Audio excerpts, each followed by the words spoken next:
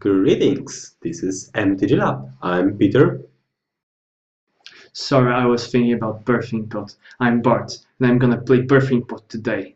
Yeah, he'll play Birthing Pond as usual, but I decided to take some interesting deck, so you may see it. It doesn't matter what he takes, I'm gonna take Birthing Pot and destroy his day. So let's get to the games. Okay, hi everyone, this is my Kiki Pod. It's of course built around Birthing Pod, which is the best card in Modern. So my suggestion is Birthing Pod for today, Birthing Pod for tomorrow, Birthing Pod for your whole life. And that's all you have to do in Modern right now. So getting serious, this deck is of course built around ton of creatures and Birthing Pods. We have 8 mana dorks and even 9th in form of Willow Fruits, because the mana curve of this Birthing Pod is a little bit higher than in Melee Pods. Willow Fruits is not the only 0 power creature in this deck. We also play like Staticaster to kill opponent's creatures. Staticaster is particularly great against other pot decks or Affinity. Then we have Spellskite to protect our combo, and combo is all this deck is about, basically. Our combo is Kiki plus Restoration Angel, Zeus Conscript, or Deceiver Exarch. Due to Phantasmal Image, which is our first, let's say, 0 powered creature, we can combo basically chaining up from almost any point of our mana curve. I mean any creatures on the battlefield, as long as we have enough mana, of course, because we're able to untap Birthing Pot with Deceiver Exarch on, or in strange situations, Zealous Conscripts, then copy it with Phantasmal Image, blink with Restoration Angel, and so on and so forth until we get to Kiki and kill our opponent. We unfortunately need a combat step, which is worse than for Milrapod, which can kill an instant speed. We can only support 2 copies of Chord of Calling, cause, as I said, this deck has higher mana curve. Cards for its combo cost more mana, so it's gonna be more difficult to fetch for the combo. And what you can probably see, this is 4-color deck, and it will be much harder to find creatures with green mana symbol in their mana cost to convoke. Besides combo and mana dorks, we have some creatures to fight our opponent's strategies, like Scavenging Ooze, or which is great against Melerapot or let's say Storm. Then we have Khazali Pridemate for Affinity. This is essential and key card. You cannot omit this card when building your deck in this particular moment, because Affinity is really strong deck now. Then we have value creatures in form of Kitchen Things, Voice of Resurgence, Murderous Redcap, Eternal Witness, and Glenendra. These creatures are really great when it comes to fight a game which is fair against other creature deck. It just makes your opponent so far from winning the game. As for the mana base, in my opinion, this deck shouldn't be able to play more than 1, maybe 2 Galvanic Townships, because as you can see, this deck has 4 colors, guys, 4 colors, so we cannot basically play more lands that provide us only with colorless mana. We do have 6 shark lands, 1 of each, 3 basic lands, missing blue one because we have only 4 cards in the main deck with blue in their mana cost, and we have 8 mana dorks able to give us blue mana.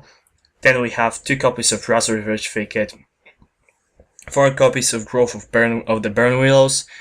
Growth is really great. This is a key land for this deck, and playing less than 4 is a mistake in my opinion. Then we of course have 4 Birthing Pots. I'm not a good source of opinion in this particular spot, because I can basically see only Birthing Pots on this table and nothing more. This deck just has Birthing Pots, Birthing Pots, and Birthing Pots, and nothing else. And going to sideboard, of course we have a Fauna Shaman, which is similar to a 5th Birthing Pot, but not the very same. It's like a pseudopod, like a pot which goes to Paralympics, but it works.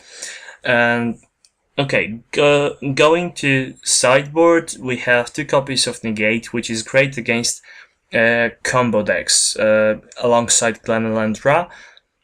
Negate is really important when you're facing, for example, Scapeshift, because this deck has maybe it's lost its appearance right now, but it's very important to have negates in your sideboard. This card can be also great against blue-white reds, because it can blow out their command or something like that. Then we have 2 copies of Path to Exile for our removal spells. I saw that the guy that won last GP in Modern played 3 copies, and I think that it might be the right number to run 3 copies, because we're basically facing a lot of Birthing Pots, affinities, and this is a good call to have a lot of removal. Then we have Shatterstorm, Ancient Grudge, and Kataki, also against affinity, and Fairy Justice. This is a great card, really huge card when it comes to play fair creature matchups, where your opponent is unsatisfied from the very beginning of the game, because he has to fight your kitchen things with Restoration Angels, which is not great, to be honest. And once he establishes some board with Dark Confidence and something else, you can just easily kill them and establish a good board position for you to fight the longer game. Even Mind Sensor is great against other pot decks or Scape Shifts, and this card, I don't recommend you to play more than 1. It's really important to keep your sideboard cards and hate cards in form of creatures if it's possible, and it's best to be for them to be one-offs, because you can fetch for them with Fauna Shaman, Chord of Calling, or Birthing Pot. So this deck has really wide sideboard. And going further, we have a Combust. I just wanted to test it, because recently we have seen a lot of Splinter Twin decks against which Combust is great. Avalanche Riders, this is a card against Red-Green Tron, or against Scape Shift, and Tron might not be existing that much in current metagame due to Splinter Twin, but believe me, someday it will come back, and you might see a Tron in your local metagame, for example. Avalanche Riders are key to fight such a deck, because you can fetch for them, then blink them with Restoration Angel, or copy them with Phantasmal Image, and this is great. Obstinate Ballad is a card for zoo decks or something like that. Any decks that try to kill you as fast as possible by damage not in one chunk like Storm or Scape Sheet, but for example like Burn tries to kill you, because as we already mentioned, this deck is a 4-color deck. It has a lot of shock lands.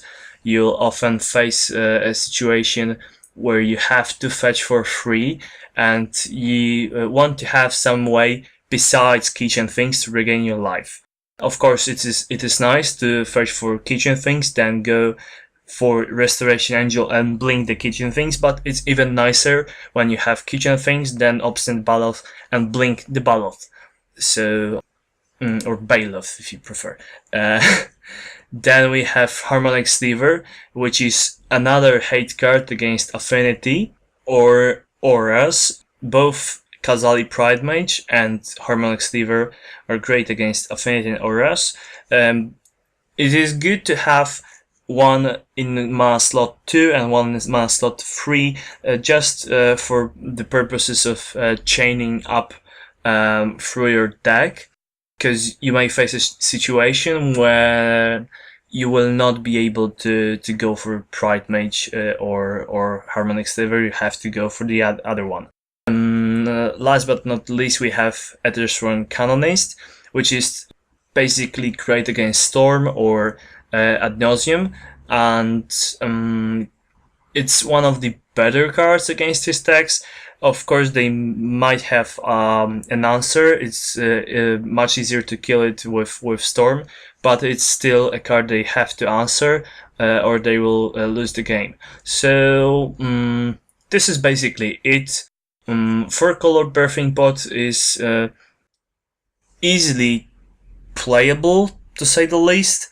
I recommend you to try it out, and let's get to the games.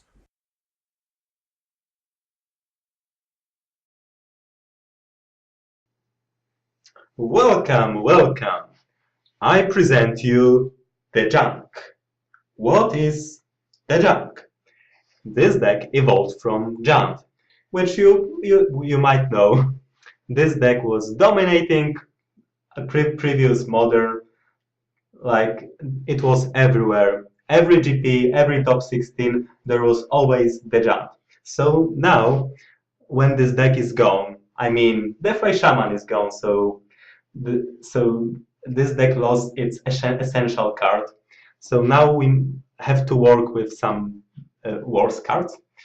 So let's take a closer look how it works. So Deathray Shaman is out, but Noble Hierarch is in. Well, this might not be Deathray Shaman. I mean, he's 0-1, not 1-2, so you see it's like clearly worse. But well, it gives you 1 mana, so at least he can do that. And Exalted. That's a thing that Deathray Shaman didn't have. So you can have the biggest Tarmogoyf on the board. So that's really nice. Of course, I play 6 discard spell. That's rather obvious for this type of deck. You need to have some type of interaction with combo or anything. I play 3 Scavenging Oozes. This is a really important card. Well, you have to exile cards from graveyard, like against Melira Pot. So it's auto-include in this type of strategy.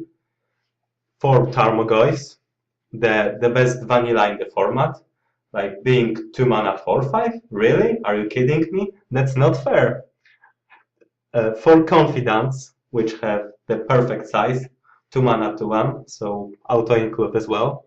Courser of Krupix. Well, this is new addition from Born of the Gods. 3 mana 2/4, but it has some special ability. You play with your library revealed, and you can play lands from the top of your library, gaining 1 life from each land that enters the battlefield. Well, that doesn't sound that bad at all. You can like play fetch, and if you don't like what you see on the top of your library, for example, you see another discard spell and your opponent already has 0 cards, well, you can shuffle it away. So I think it's really cool addition to this deck, actually. Well, and Garruk Quiet Speaker. This is very interesting card. It really works well with Lingering Souls. You can play Lingering Souls turn 2 after Noble Hierarch, then untap 2 lands, with Garruk, play flashback souls, and then trample your opponent to death with his ultimatum. So that's what you can do with him. I play 4 lingering souls, as I mentioned when I was talking about Garruk. They are very important in grindy matchups. When every cards count, this is like four creatures from 1 card. Jeez, it's so unfair, especially when you have Gaboni Township and Garruk in deck. And against Affinity, when they have so many 1 toughness creatures, well, they have really problem with even 1 lingering souls. What about removal? Because Junk is known for having the best removal in the format. So let's look. 2 Path to Exile, really great card. 1 white mana, you can exile anything. You don't like a creature, you just exile it for 1 mana, and your opponent's game is getting a land. Yeah, I know, it's not perfect, but at least it's cheap and you can get rid of anything. To this feature, which costs the same amount of mana, I mean black mana, but converted mana cost is the same, but your opponent doesn't get a land. Well, it's very important actually to have also this type of removal. Like, assume your opponent plays Mana Dork turn 1. You really want to kill it with something that doesn't change him into another land. So like Path to Exile would do nothing, while this feature does. So it's also very important. 3 Abrupt Decays. This is a card which allows you to deal with any problematic permanent. Oh, maybe not anything, because it has some upper bound. I mean, it can kill only creature up to converted mana cost 3. Permanent up to converted mana cost 3. But hey, most permanents cost up to 3, so whatever. And you can kill like it in instant speed, surprising your opponent, kill his Exarch from nowhere when he's just attaching Splinter Wing on it. So yeah, cool. 2 Milestone Pulses. This is like the bigger brother of Abrupt Decay. It costs 1 colorless more and is sorcery speed. Well, but it kills any permanent, so any problematic planeswalker. You don't like your opponent, I don't know, Garruk or Liliana or Gideon. You don't like your opponent card, you can just pulse it. That's really nice. And also, it kills all creatures with the same name. So this usually matters. And so I'm done with cards that are not lands, so let's move to the lands. This mana base is rather straightforward. So Gaboni Township might be surprising, because usually people played Tectonic Edges in place as a colorless land of choice. But I decided to play Gaboni Township actually, because now it's not as important as it was previously. Now there is not as much drones as it used to be. And Gaboni Township really wins you these grindy matchups with third decks. So, and now you'll be facing many of these. So I really feel that it's really strong addition. And my main lands of choice are 2 Treetop Villages and 2 Steering Wildwoods. As I want Wildwoods as they give white mana, and I have really many white spells in my deck. Let's move to the sideboard. 3 Stony Silence. Yeah, that's a card which you really want if you play white in Modern. Well, why? Basically, it's a perfect answer to both Affinity and Tron. So, one of the best cards against them. And it's 2 mana, so you play it really fast. And also, if you face like some strange combo deck like X, do you remember even that deck? But yeah, if you would face it, they would have a problem with your Stony Silence. Tron the Last Troll, the Mighty Troll. This is a card that really every blue-eyed red player is scared of, and they will cry when they see it. You know, 4 mana, 4/4, and they cannot even kill it. So basically, if you expect more blue-white red or any type of stupid control, just don't be shy, take 2 more or 1 if you want, and just crush them. It's so powerful against this type of slow controlling strategies. Then we have Baneslayer Angel, a staple from Standard that was dominating it, but now we have it in Modern, and it relishes play actually, mostly because it's so easy to kill. But well, it has lightning, first strike, flying, so many good abilities. So and they are together. So I thought that maybe this is a good time because we don't have like junks, so many junks, so there is not as much removal, especially hard removal in the meta game. And Baneslayer Angel is particularly strong against like Affinity or Pot, which are the pillars of Modern right now. So I thought that it will be great to include it. Gravedigger's Cage, because of the number of birthing pots that are played, that people play right now. So this deck is really heavily played. Sword of Light and Shadow, a good addition against any type of third deck, also against Melira Pot. So I really like this card. Nail Spellbomb. You need to have some type of protection against graveyard strategies, for example, Living End. Really, you cannot just have nothing to interact with them, and this is the best interaction basically against them. Thoughtseize. Yeah, that's rather universal card against control and combo decks. Scavenging Ooze, 4th one actually, because I play 3 in the main deck. Well, this is a card that usually goes as exchange for other worse cards in this matchup, and it's especially important when you play Melira Pod or Kiki Pod. Why? The reason is that you need to have something to exile the persist creatures from the graveyard. When you kill them with removal, they will come back. And what Scavenging Ooze does is preventing this. 2 Liliana, well, as well as Thoughtseize, anti-control, anti-combo card. And 2 Fulminator Mage. Well, Tron might be not popular, but it's still out there, and Scapeshift actually is quite a bit popular, so this is very important card to fight them. And the last card in my sideboard is Lone Dismember, like the additional removal if you need some for any reason, for example, any fair matchup. Yeah, so that's basically it. I would recommend you guys to try this. It's really strong and grindy deck. It has some problems probably with Scapeshift or Tron, but they are not as big as part of metagame as especially Tron as it used to be. So yeah, check this out.